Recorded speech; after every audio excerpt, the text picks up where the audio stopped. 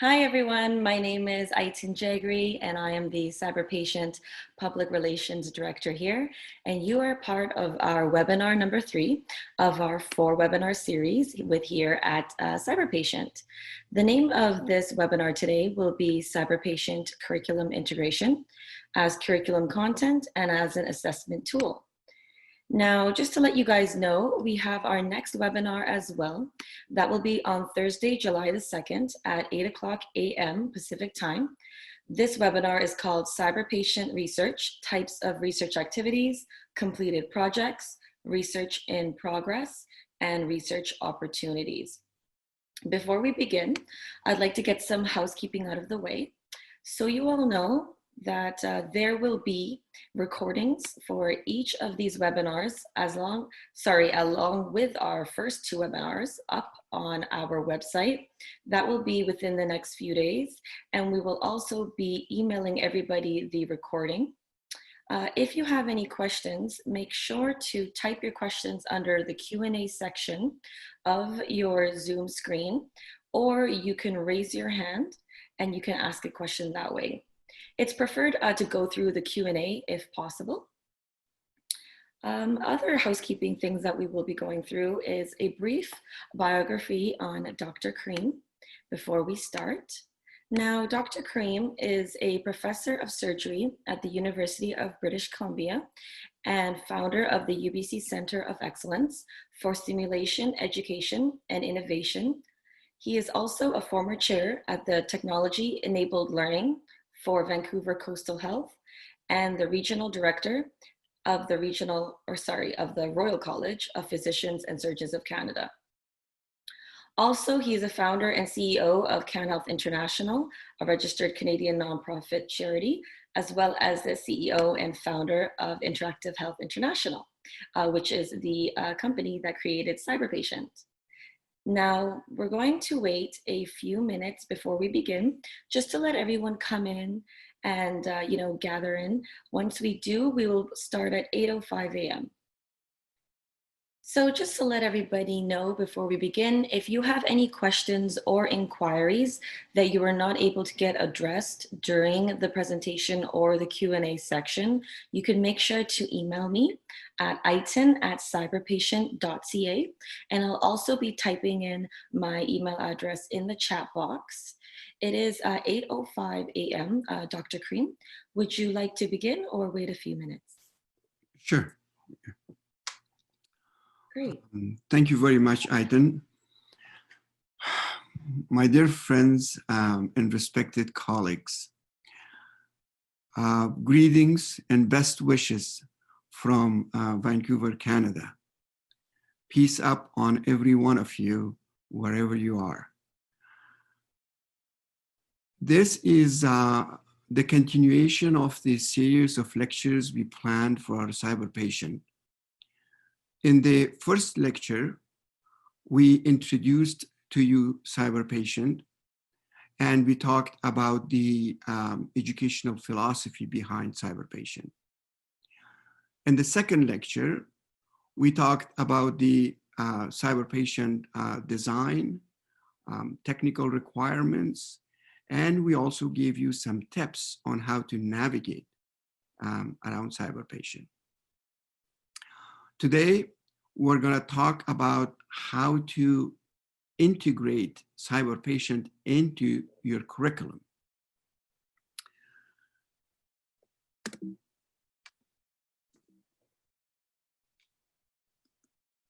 So, by the end of this lecture, we should have a common consensus about the curriculum concept. And then you should be able to learn how to integrate CyberPatient into your university or medical school curriculum as a content or as an assessment tool. And we are going to talk in the end a little bit about the benefits that CyberPatient can give to your students, to faculty, to your institution and hospitals and the society as a whole. But before we start, I thought it is very important for us to have a common consensus on the curriculum concept, because people may understand curriculum in different ways. There is a huge discrepancy about the understanding of the concept of curriculum amongst educators around the world. So to do that, I thought it's important to go to,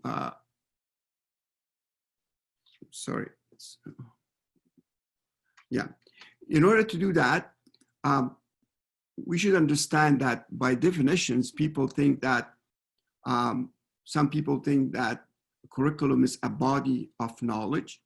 Some people think that curriculum is a menu of opportunities. Some people think that curriculum is a content of the course or syllabus. Some people think that curriculum is a guide for education process. And some people think that curriculum can be only the program of a medical school. In order to understand and have a common consensus amongst ourselves on what curriculum is, I want to go to the word curriculum, what it means. So the word curriculum is coming from the Latin verb to cur, which means to run. So in the ancient Romans, when they were doing the competition of the chariots, when they go around the stadium and complete a circle, they called it a curriculum. So they do 2 circles, they called it 2 curriculum. So the word curriculum is actually coming from these competition. That means closing a circuit, running to close a circuit. But first time curriculum was used in the concept of education by John Franklin Babbitt in 1918. Before Babbitt, the education was faculty-centered. So the teacher had all the power on what to teach, how to teach, where to teach, whether they assess a student on their learning or not. So what Babbitt said is that this cannot be called education. Education has to be all around the learning objectives. Before a teacher goes into a classroom and teach, the teacher should define what the goals of that teaching process is. And what is the process to reach that goal? And then how we're going to assess whether the students learn something or they did not learn anything. So Babbitt actually made a revolution in education as a whole.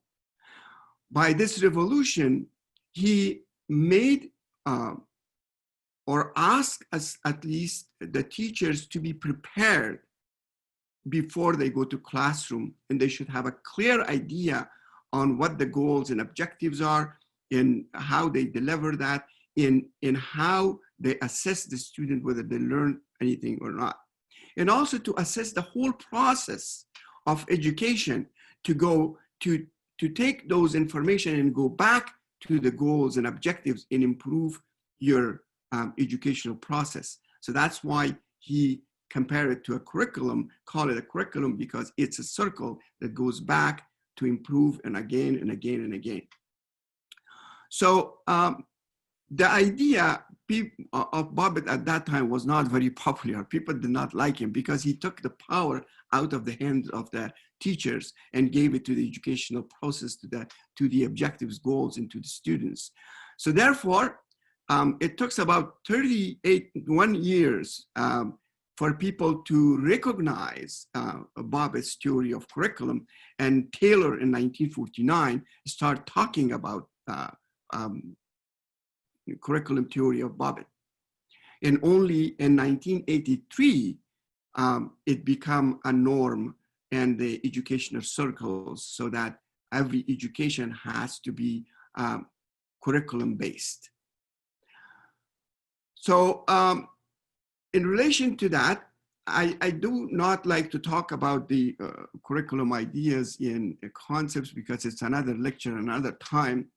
But if there is a common consensus that a modern curriculum should have a needs assessment, it should have learning objectives, it should have the content or syllabus, it should have the method of delivery, and this method of delivery should be task analyzed on learners, teachers, and environment, which means the teacher should explain what the learner should do to reach the learning objective, what the teacher should do to reach the learning objective, in what kind of environment there should be to reach the learning objectives. And in the end, how the student should be assessed to see if the student reached the learning objectives.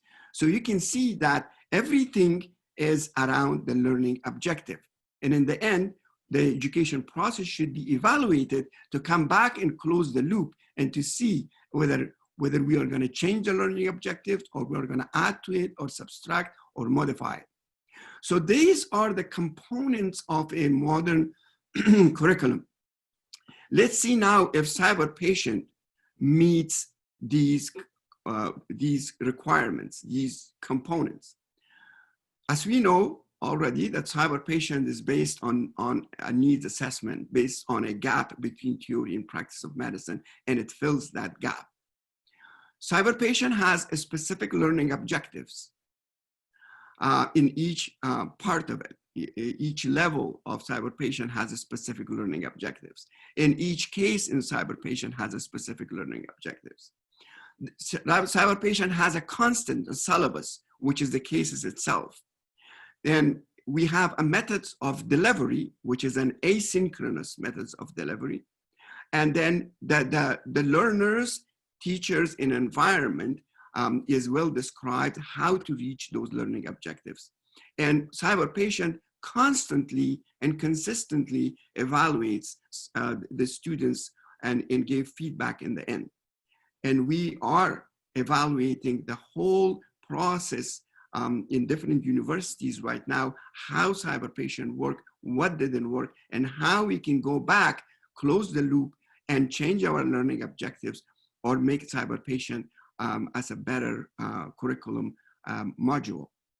So with respect to these requirements, CyberPatient is a curriculum. So it doesn't matter actually if these components are in a small bit of a knowledge or practicum, such as intubation. So you can have all these components in a few pages of a curriculum for one small little thing, and that will be intubation or a spinal cord puncture or something. But should have all these components. As long as it has the components, then it would be called a curriculum. Or it could be curriculum of a department of medicine, department of surgery. It's much bigger, but that curriculum has more contents and syllabuses and more learning objectives, but they should, if they have these components, this is the curriculum. Or even medical school curriculum should have all these components. So coming back to CyberPatient, CyberPatient has all these components and could be called a curriculum. However, as a curriculum, politically, it's very difficult for universities to integrate CyberPatient into their system. It would take time, perhaps research and proofs, scientific evidences for universities to say, yes, this is a curriculum, let's integrate it. But up until then, we can use CyberPatient in different ways, or we can integrate CyberPatient into your present existing curricula into different ways. The first way we can do it is by using CyberPatient as a content, as a syllabus. Sorry to interrupt, Dr. Kareem. We just got a comment from one of our attendees. Would it be possible if you could just close the colors tab that is right on your screen? It's the little, you know, where all the colored pens are? I'm so sorry. Just 1 second. I apologize. I'll do that. Yeah. It's just a little X right there. Perfect. Yes, yes, yes, yes. Thank you. That's my fault. That's fine. Thanks for the comment. Is that okay now? Everybody can see it? Looks great. Good. Now, you can integrate CyberPatient as a content to your PBL and CBL group discussions in the lower level. So the ultimate goal for PBL and CBL is to improve problem-solving skills of students.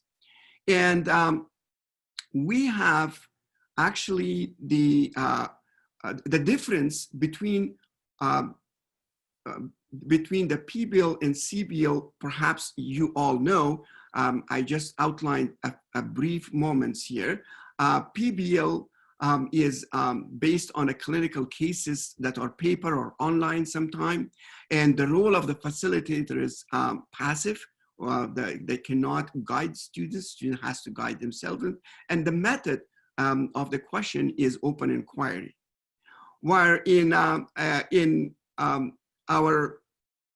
CBL, clinical cases are presented to students by standardized patients or videotapes mainly. And the role of the facilitator is active, and the method is guiding inquiry. So we can actually use the CyberPatient level 3 guided by teachers, presented by teachers to these discussion groups, whether it is a PBL or a CBL discussion group. CyberPatient can also be used as a content in pre-clerkship clinical scales and also for the clerkship clinical rotations.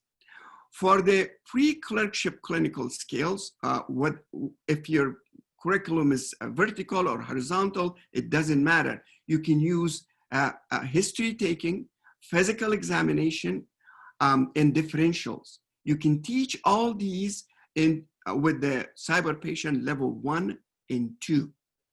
So you can integrate CyberPatient level 1 and 2 in your pre-clerkship program as clinical skills supporter. Now, you can also integrate the CyberPatient at level 3 into your clerkship. So the main objective for the clerkship is to have clinical skills related to specific pathologies, but the main other issue is clinical decision-making. So you can teach the students clinical decision-making with CyberPatient, interpretation, such as interpretation of investigation, design and perform management strategies, design and perform therapeutic strategies, exercise clinical judgment, recognize immediate life-threatening conditions, provide initial therapy for patient, pre and post-operative care management, evaluation of the health problem institutions, and giving advances giving recommendations to to the patients, and also consultations. But also there's another important issue that no curriculum, or maybe little curriculum, exists out there that would teach in the clerkship program rotations how to utilize the hospital resources. I think CyberPatient has the capacity to teach students how to use resources more efficiently and for the patients to be less costly to the system. CyberPatient can also be used in the internship program. So the main goal of the internship program is to prepare and enable the graduate students to function independently in a supervised clinical settings. Now, CyberPatient level 4 would provide the opportunity for the students to practice their independence, to practice their without even supervision at this time, because it's in the cyberspace, and you do not harm a patient. So you can actually learn on your mistakes, so that when you're in the real internship program, you have been through the cases, you have been through decision makings, you have made your mistakes, and you can just be a better intern when it comes to your program, and your internship would be much better in a higher level. And also in Canada, we are using CanMed competencies for the internship, as you all know, in order to prepare them and make them ready for clinical practice. CyberPatient is investigated at this time for OSCEs. Our Japanese partners are doing this research, and soon it will be published. Next lecture, I'm going to be talking about a little bit about their research program. But the next generation of CyberPatient that will be coming soon, at least by the end of this year, will be commercially available, would have all the EPAs. So the entrustable professional activities. So it would be, CyberPatient will become a tool, not only for assessment of entrustable professional activities, but also a place to train, EPAs, and without any additional cost. So the other way we can use CyberPatient in your curriculum is as an assessment tool. And to do that, I will say that there are different ways you can use CyberPatient for assessment. The first thing that comes to my mind is as a prerequisite. We know that there is assignments, courseworks in every curriculum and every course that you teach, clinical or non-clinical. So by the end of your course and cycle or examination, you have the student has to hand certain assignment in coursework. So CyberPatient could be used as one of those courseworks or one of those assignments. And also, I know that we gave students a patient or several patients to write the chart of a patient, to write the rationale behind their decisions. And that can be also used with CyberPatient chart as paperless, seamless, and the faculties can assign them, students can do that, and electronically the teachers can evaluate and assess those charts. So yes, if you use CyberPatient and you will tell students that you have to achieve 80%, 70%, whatever you decide, before you're going to go to the end of this course or the end of this semester, then I think it will be very useful for students, and CyberPatient as an additional method would support your assessment. Aside from prerequisites, I just wanted to make sure you understand that I've been a student in my life. If you don't tell students that it's going to be on your exam, they're not going to study it. They would think the CyberPatient is a game, they will play with it, and that's all. But if they know that they have to reach 80%, 70% of that, then they are going to go through the same cases of the CyberPatient several times up until they achieve that requirement of the university or faculty. Then they're going to really learn something. So, but I think the most benefit CyberPatient has, or the most useful CyberPatient, would be in the formative assessment. Because the end goal of the formative assessment is to understand the weaknesses of the student during the rotation, and to understand how we are going to affect the student to give the through feedback to make a better decision and to complete this cycle or the rotation in a good way. So understanding the weakness and shortfall of the student and giving them the feedback is the main goal of the formative assessment. And with CyberPatient, actually, you can do that. In a normal situation, I have been a teacher for 50 years, and I can tell you that in a normal situation, in a rotation, I could do only one formative assessment because it's tough, it's time consuming, and if you do one, it has to be documented, and then you have to talk to the students, and it's a whole process that is very time consuming and labor intensive for the faculty. So formative assessment, if it takes place, it can take place only once. And it's we judge that by other people talking about the student or by the diary that the student has and signed by different people, which is very subjective. However, with CyberPatient integration, what you can do, you can actually do summative assessment every week or every day, and you can monitor your student, how they perform, where their shortfalls are, where their weaknesses are, and you can continuously talk to them, and without putting a lot of efforts and time, just if you have one office hours to 2 office hours in the end of your busy surgery day or clinical day, you can just go through a bunch of students and give them some feedbacks online, and you don't have to even talk to them. So I think the value of CyberPatient as a formative assessment is enormous and will help the faculty enormously. So as a summative assessment, can CyberPatient be used as a summative assessment? Perhaps summative assessments are usually not one thing. It's a group of activities that we assign different percentages to it. For example, for the final exam,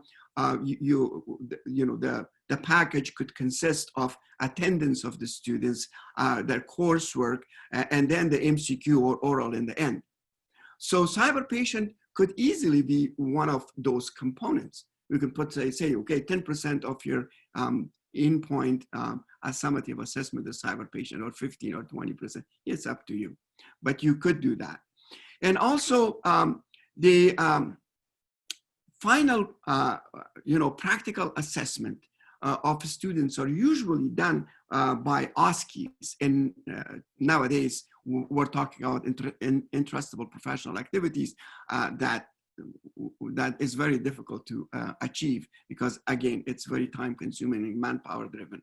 So, but CyberPatient EPA actually could support the OSCEs and the EPAs very easily. Now, in the end, I would like to talk to you a little bit about the CyberPatient benefits. CyberPatient will have direct benefits to the students. The students will have a better clinical skills, will have a better clinical decision making, will have a lot of experience in different outcomes of different patients, because you have a hospital, a virtual hospital with 12 wards and 120 patients in each ward, readily available day and night for any student to do any kind of an examination and assessment and so on, and make decisions on those things. So, and that's why it will have a freedom of practice to go wherever you want. It's a student-centered, so students can go as far as they can, as far as their ability allow them to go. So it builds competencies before entering the clinical practice. That's very important. The students are very competent, or at least partially competent, when they go, before they go to clinical practice, or clinical, not just practice, but clinical rotations to learn. It will improve the confidence of novice students. Many students have told us that they have been very confident, or at least more confident than they ever been after they exercise clinical skills with CyberPatient. It expedites the learning process. Of course, I'm a cardiac surgeon by training, so in order to operate on in complete the course of evaluation of a cardiac patient, it needs at least 3 months or 2 months or 3 months, at least. Sometimes it's more, because you have to do all the investigations, you wait, you talk, you schedule people, and so on and so forth. But with CyberPatient, a student can go within 20 minutes through this whole exercise. And if he goes through that exercise over and over with many patients, it would expedite their learning process for sure. And it's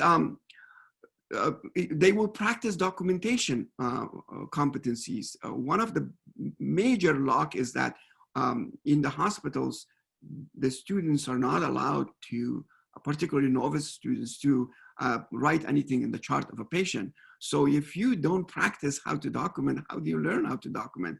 So here, CyberPatient will give you the opportunity with an electronic chart, so that you can make decisions, document your decisions, and rationalize your decisions why you made it. And then in general, it makes the educational process more efficient. For benefit for faculties are also very important. The dream of every faculty member is to, particularly faculty members with clinical loads in surgery or emergency or any other things, with clinical load, the dream is always to deliver the practical education asynchronously, at least to provide the environment for students to learn the initial steps of clinical decision making, the initial steps of clinical scales. So when they come to the ward, they would not make you mad or upset or anything. So and then the pressure is not on you so much, because you have to watch every step of the students to not make any harm to a patient or any wrong decisions. So the asynchronous delivery is a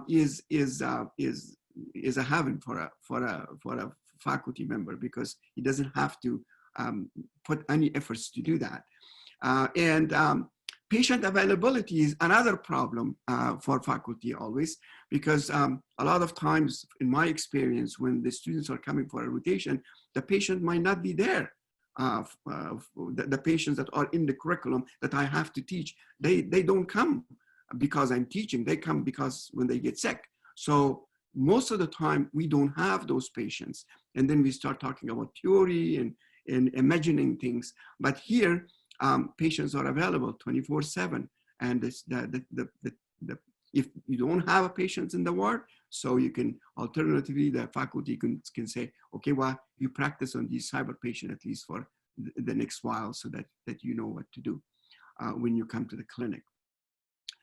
The teacher is in full control of the learning process and learning environment from distance. So they don't have to be, it cuts off a lot of administrative duties and things like that. In a more frequent formative assessment with feedback is another dream of a professor, to support their students with less efforts in more content and more helpful advices. And as I said, they can do that in 2 hours in the end of the day, sitting in their office making a CyberPatient office hours, and actually control and assess all their students and give them feedback accordingly. Reduce faculty load. As all the things that I have said before, it all reduces the faculty load, so that faculty can focus more on the quality of education rather than running around and doing administrative things and preparing things for students. It reduces faculty stress, certainly. As I said, all these factors would reduce, and also it improves the efficacy of the teaching process. CyberPatient also can be beneficial to the educational institutions. So what's the dream of the educational institutes? To have a better reputation. So if CyberPatient would certainly increase the quality of medical education and subsequently the reputation of the organization. And that would trigger more students and the quality, increase the quality and quantity of students coming to that medical school. And the most important one that all the deans likes to hear about is reduce the cost of medical education. It would reduce the cost of standardized patient. It would reduce the cost of ASCIIs, will reduce the cost of a lot of other things that usually we have. And the cost of the CyberPatient is not more than a textbook. So it also have a great benefit to healthcare system. The main of that benefit would be reduced costs for hospital system. Hospital systems are looking for a reduction of the cost. And as we all know, medical errors are the biggest cost of every organization in America and other places, such as Australia and England and everywhere else. So they, knowing better clinical skills, being familiar with the hospital system and decision-making, clinical decision-making in particular, it would increase efficiency of the system. It would reduce perhaps medical errors. We don't have scientific evidence yet, but we would like to look into the research part of it. We're going to talk next time about it. And it would reduce also the insurance cost.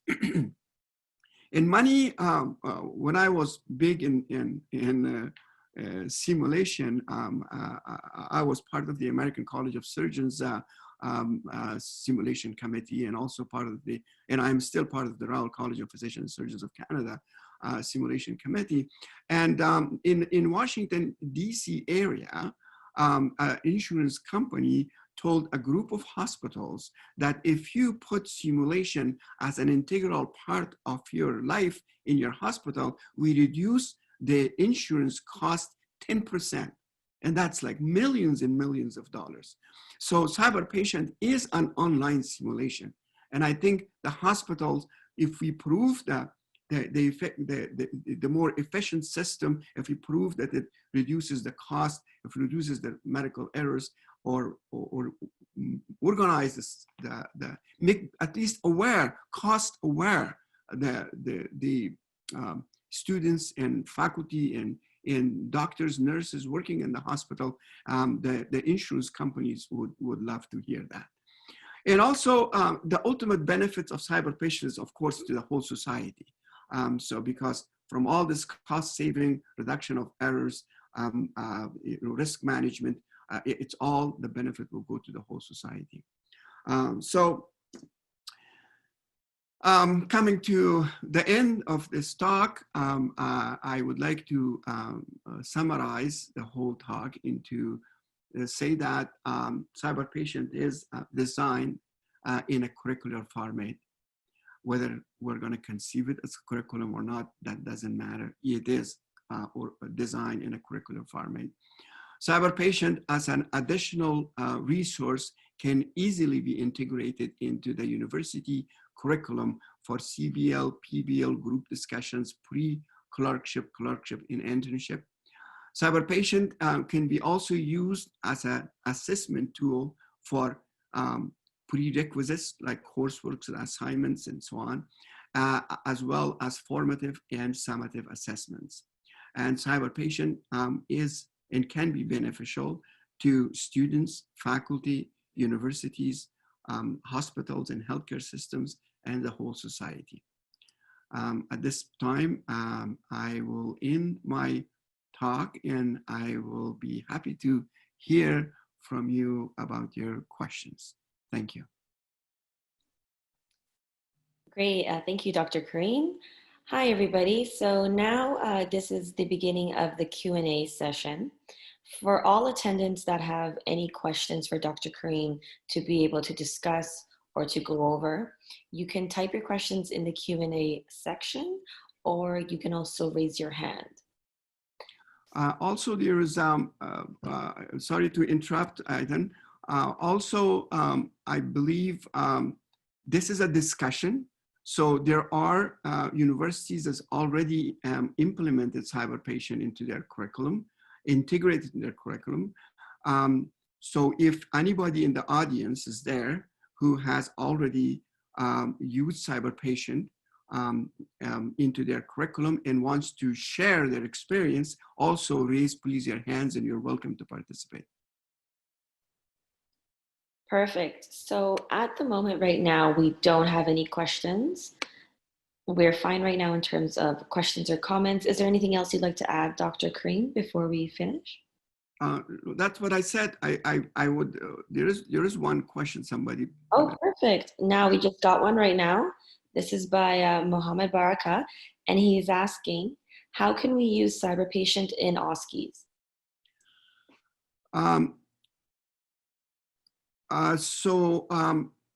It depends like how your OSCE is designed for. Your OSCEs could be designed for history taking or physical examination or both, or it could be for any decision makings.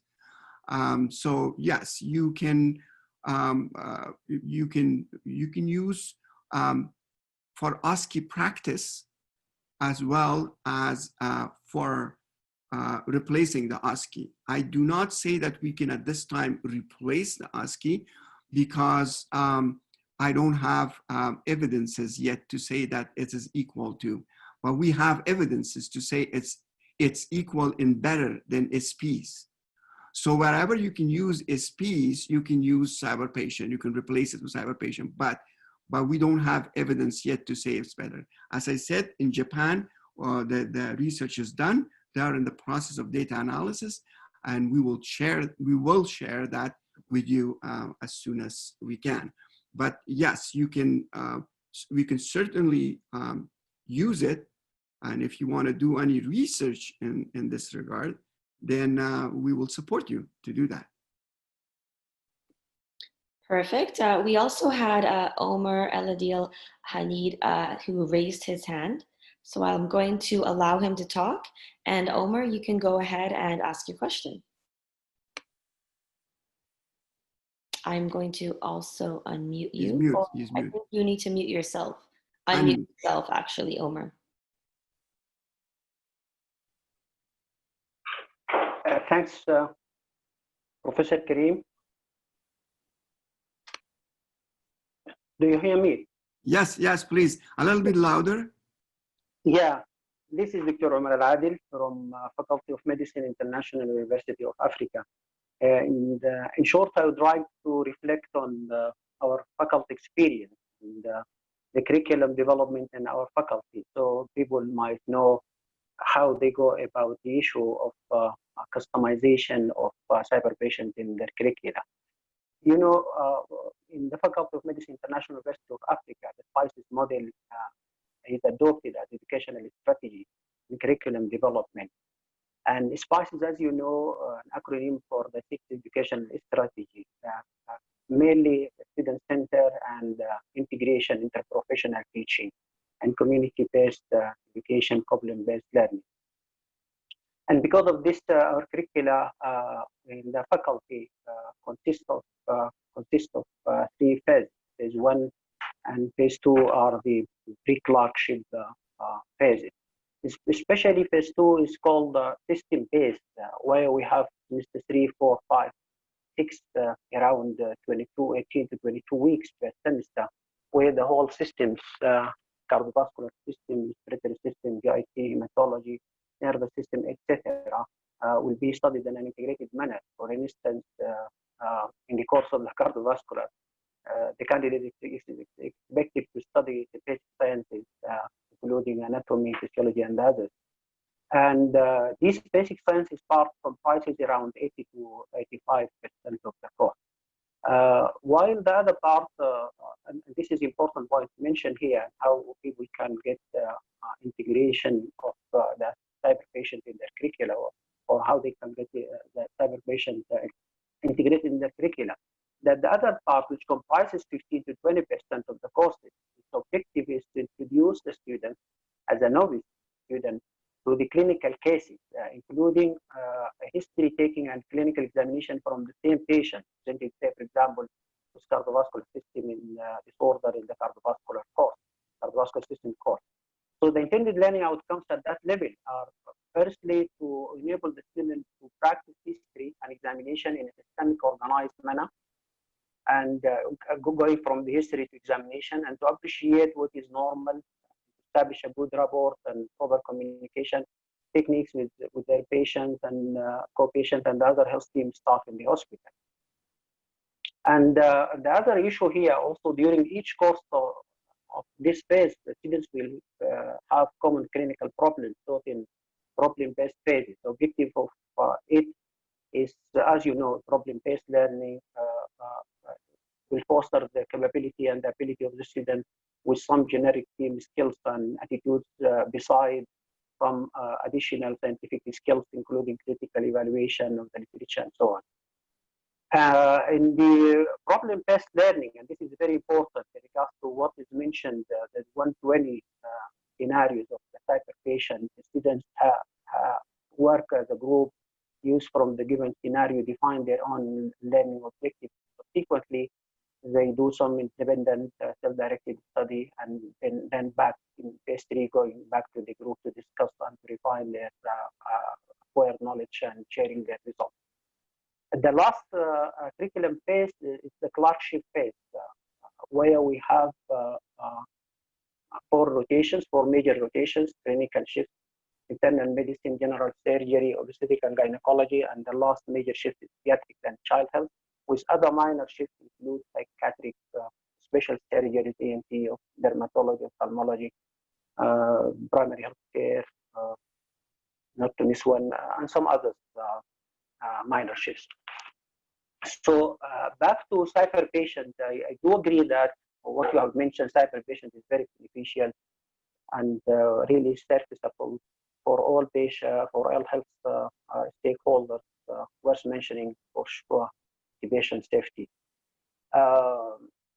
So from this introduction, I would like to share with the group of our colleagues here that we started CyberPatient and we invited the curriculum committee to look into CyberPatient and how they can introduce it into the curriculum. We have really what's called the standing curriculum committee. They used what is called curriculum map to allow anything to be integrated in the curricula, using the expected learning outcomes and the content, going back to student assessment, learning opportunities, and the student.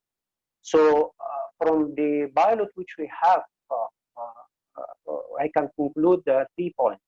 First of all, that our clerkship students benefited a lot from the whole levels, even level 1 to 3.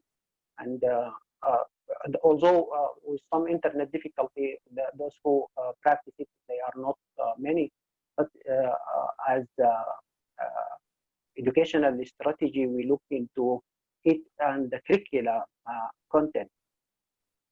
In regards to the pre-clerkship, and for sure the clerkship student reflection that this fosters their clinical skills and clinical decision making and other stuff.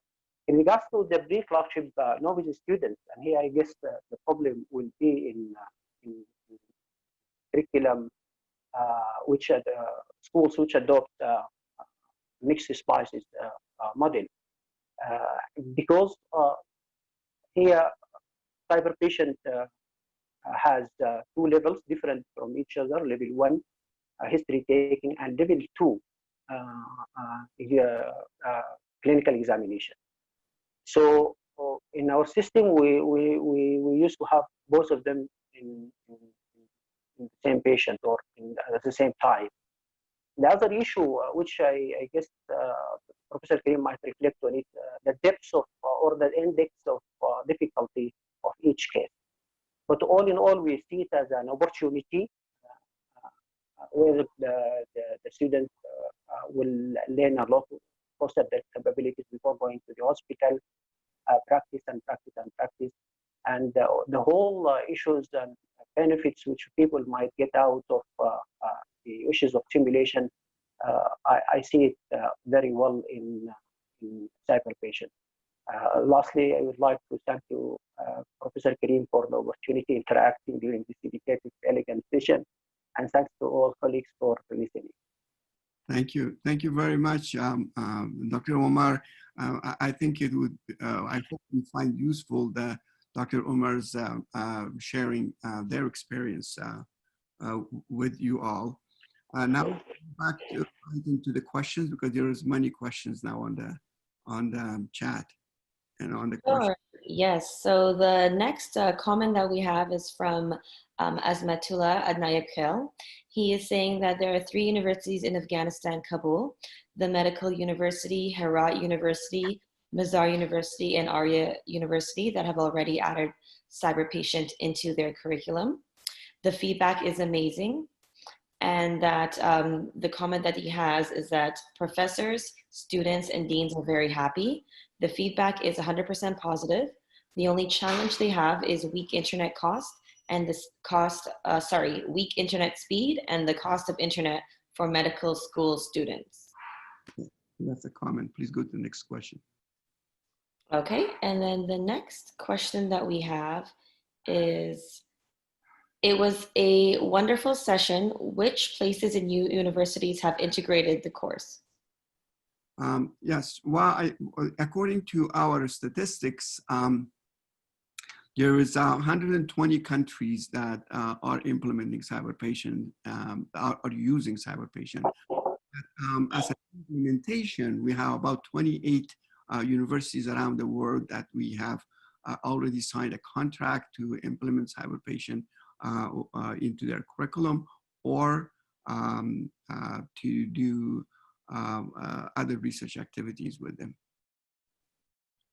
Okay, next question we have is by Anna Nalbat, and she asks, good evening, dear colleagues. Is it in plan to include more neurology cyber patients? And thank you in advance for your answer. Thank you. Yes, I think there's enough. I think there's about 13 cases or something on neurology, but yes, we will add on neurology, on other subjects and other pathologies, and we would love to have your feedback and guiding us and giving us the landscape where you are located. What are the important pathologies in your area that you would like to see in CyberPatient, and we will include those in CyberPatient. Aitan's email is there with you. Please be in contact with us. This CyberPatient is to support students, to make them a better decision makers. So we will accommodate this to the needs of the population wherever you are. So yes, please be in touch, and we will. What do you have specific in mind in neurology to be added to CyberPatient? We will add that for sure. Next. Okay, and then next we have is Gahala El Tahir, and she asks, in OSCEs, can we be very specific? For example, to say to the student, examine this breast lump and give findings?